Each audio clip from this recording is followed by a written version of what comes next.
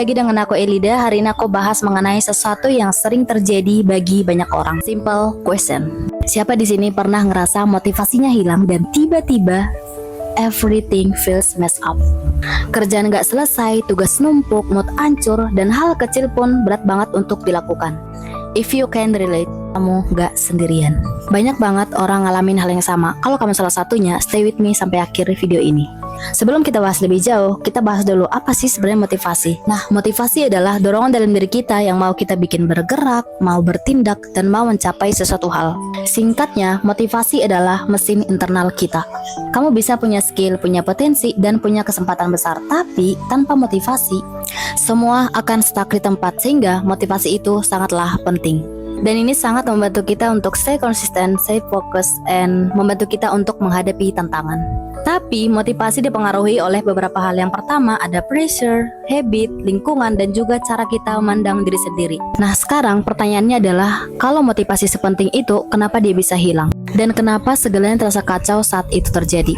Jadi alasan utamanya adalah karena otak kita bekerja dengan reward system. Ketika kita merasa kewalahan, tidak dihargai, atau tidak ada kemajuan, maka otak kita berhenti memproduksi hormon dopamin, yaitu yang membuat kita bersemangat.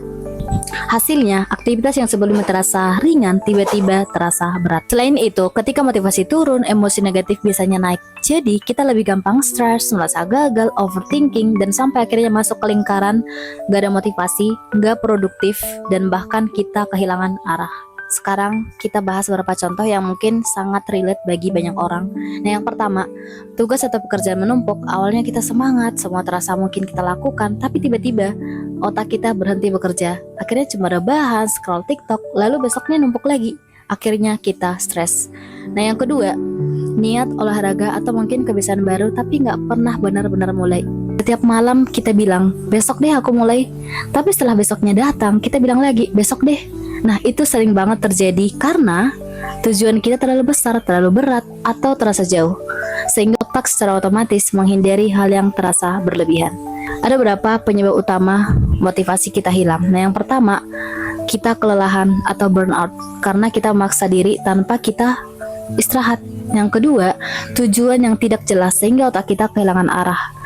Nah yang ketiga, takut salah, akhirnya kita tidak mulai apa-apa, atau sering disebut dengan perfeksionis.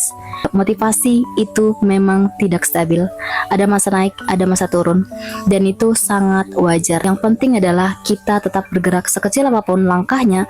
Kita mulai dari hal sederhana, mungkin kita rapikan meja, mandi lebih awal, buat to-do list, mengerjakan tugas-tugas kecil, karena langkah kecil itu berarti dari situ kita perlahan dan motivasi kita pun akan muncul kembali. Thank you yang sudah nonton sampai akhir. Semoga apa yang aku sampaikan bikin kamu merasa lebih sedikit kuat hari ini. See you in the next video and bye bye.